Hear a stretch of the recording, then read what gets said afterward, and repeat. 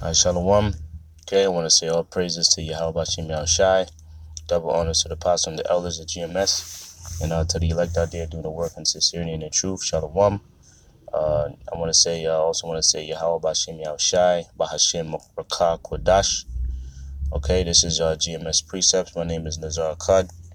As you can see here, I have an article pulled up from Reuters. It says Venezuelans report big weight losses in 2017 as hunger strikes. So, I mean, don't think this is, and no, there's not a new diet phase going on in Venezuela. This is an unwanted weight loss. Okay, they're going through weight loss because they're going through a food shortage, man. They're going through an economic crisis, which will shortly come to pass here in America. Okay, now as I read, let me read a few paragraphs and I'll get to the scriptures. Okay, it says Venezuelans reported losing on average 11 kilograms or 24 pounds in body weight last year, and almost 90% now live in poverty. That's a big number, 90%. So if you know 10 people, 9 of them are living in poverty. Okay, and 24 pounds is not is not a small number, man. If somebody loses 20 pounds, that's noticeable, man. 5-10 pounds maybe, when we're not really 10 pounds maybe, but 24 pounds, that's a big number. And that's only an average number. Okay, you might have some people that might have lost 30 pounds, okay, or 35 pounds. Okay, all right, so it says almost 90% now live in poverty, according to a new university study on the impact of a devastating economic crisis and food shortage, man. And that's what's going on. This is a picture of people waiting outside a market to buy food, which is probably all rationed, right? I'll continue on. It says the annual survey published on Wednesday by 3 universities is one of the most closely followed assessments of Venezuelans' well-being amid a government information vacuum, and shows a steady rise in poverty and hunger in recent years. So that number is going up. Okay, that number, the poverty rate number, as well as the average weight loss, is going up. So what they could do to push that chip is they could offer the chip to the people of Venezuela, or if a food crisis does happen here in America or another part of the world, they'll use Venezuela as an example. They'll be like, look, if you don't want to take this chip to buy food now, you don't want to end up like them motherfuckers in Venezuela, do you? What do you think the people are gonna do?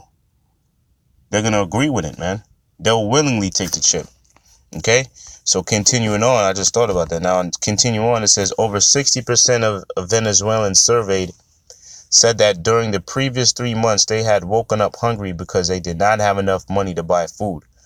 About a quarter of the population was eating 2 or less meals a day, the study showed. 2 or less meals, man.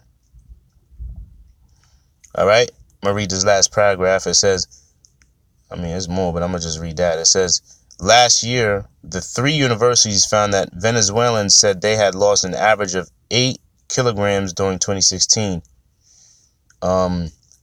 This time, the study's dozen investigators surveyed 6,100 Venezuelans between the ages of 20 and 25. I think that was the point I wanted. That was the point I wanted. Okay, so all type of diseases that's going on there too, because your body needs a certain amount of vitamins and minerals, and if you're not getting that through food, your whole shit is gonna. That's why cannibalism in the jails are already started, man. You had one video of a guy chewing. You had one guy of a video holding his foot down, holding a guy's face down, okay, with his foot, and another jail member chewing off his ear, and then recording it. Now, I don't know why in hell he's gonna record that, but that's just an example for us to see, man. Chewing off his ear, man.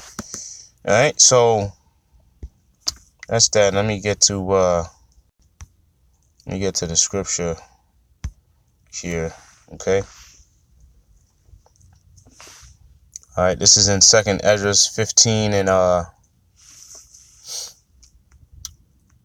15 and 58. It says, "They that be in a mountain shall die of hunger and eat their own flesh." So the thing of cannibalism is going to be prevalent here.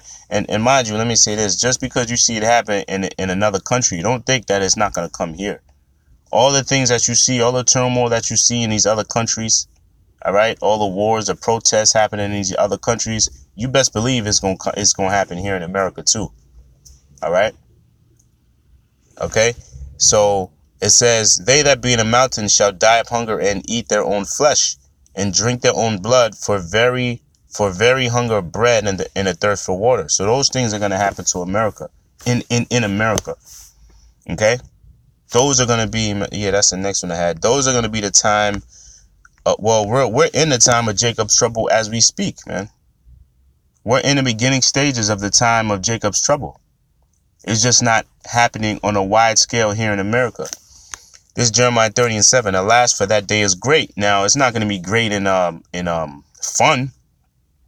Okay, it's not going to be great in joy. It's going to be great in atrocity. It's going to be great in all type of plagues and death. It's going to be a very, very dark and gloomy. That's why it speaks about the Lord's return as a dark and gloomy day. Okay, alas for that, but don't tell a Christian that. It says, "Alas, for that day is great, so that none is like it." No other time in history, in recorded history, is going to be like the days that we're approaching. Okay. It says, "So that none is like it. It is even the time of Jacob's trouble." Jacob meaning you so-called Negroes, Latinos, and Native Americans. All right. It's going to be the time of Jacob's trouble. "But he shall be saved out of it." Now, the he that should be saved out of it is referring to the elect of the nation of Israel, the 1/3, the ones that repented and came back onto the Father. That's why we go out there week in and week out, okay, and flood the YouTube with shows to warn our people, to correct our people to come back onto the Father, man. That's why we do that. But we have an understanding that 2/3 of you are not going to do it. The prophets are only here to, the prophets are only here for the elect, because the 1/3, the elect, they're going to come back. 2/3 of you so-called Negroes, Latinos, and Native Americans are not going to come back onto the Father. So the elect, that's the one that's going to be saved out of all the said perils and atrocities that's going to take place here in America. Okay. All right. So the next scripture, I wanted to get 2nd Esdras 16th chapter, right? It says, "Behold," this is 2nd Esdras 16 verse 37. "Behold, the plagues draw nigh and are not slack." Now, what are the plagues? The plagues are the curses, man. The plagues are the prophecies. Excuse me. The plagues, which are the curses? The plagues are the prophecies, all right, that are going to come here in the land of America, as well as the affected people of Israel. All right. Those plagues are those swords, the death that the Most High has in store. And part of the plague that's going to hit the people of Israel are those curses, man. And one of them is the famine. There's going to be a famine of the word, and as well as a famine of bread. And that's what the people of Venezuela are going through as we speak, a famine of bread. Okay, it says, "Behold, the plagues draw nigh and are not slack." Okay, they are not slack. It says, verse 38, as a woman with child in the 9th month bringeth forth her son with 2 or 3 hours of her birth, great pains compass her womb, which pains when the child cometh forth, they slack not a moment. So it's comparing the plagues that are coming to America, that are coming to the people of Jerusalem. When these pains come, it's comparing it onto a childbirth. When a woman had childbirth, she has what's called the labor pains. That's going back to the curse that was placed upon the woman, going back to Genesis, I believe it's the 3rd chapter. Okay, now before she gives birth, she has those labor pains, which they slack not a moment, man. I don't care how much drug. Now it might numb the pain. I don't care how much drugs you give somebody. Those labor pains are gonna come. Those contractions are gonna come, man. Okay, and the closer you get to the birth of the child, they come harder and harder. Okay, so it's comparing the plagues that are gonna come to America as labor pains, and they're gonna slack not a moment. Let me read that again. As a woman with child in the 9th month bringeth forth her son, with 2 or 3 hours of her birth, great pains compass her womb, which pains when the child cometh forth, they slack not a moment. So it says, verse 39, even so shall not the plagues be slack to come upon the earth. And the world shall mourn, and sorrows shall come upon it on every side, man. So the world is gonna know that these pains, that the plagues that's coming, that's gonna befall, not only here in America but all over the whole world. They're gonna know that these plagues are gonna come. That are these plagues are coming from the Most High. Okay. All right. Now let me get this last scripture in Habakkuk. Okay. It says, I'm going to go to the point. I'm going to go to Habakkuk 2 and 3. For the vision is yet for an appointed time, but at the end it shall speak. Those visions are referring to those prophecies which are speaking as we speak, which are speaking right now. All right. Those prophecies, those visions that were written by the prophets thousands, 100,000 years ago, they weren't speaking at that moment, man. But they're relevant and they're prevalent right now, today, and they're speaking now. All right. Just like this, the vision I just read in Jeremiah, the 30th chapter, 30 and 7. Okay, the time of Jacob's trouble. And right now, you got the people of Venezuela. They're really hurting right now. And best believe that's going to come here to America. It says, but at the end it shall speak and not lie. Though it tarry, wait for it, because it will surely come. It will not tarry. Just like I read in Ezra's, the 16th chapter, it said,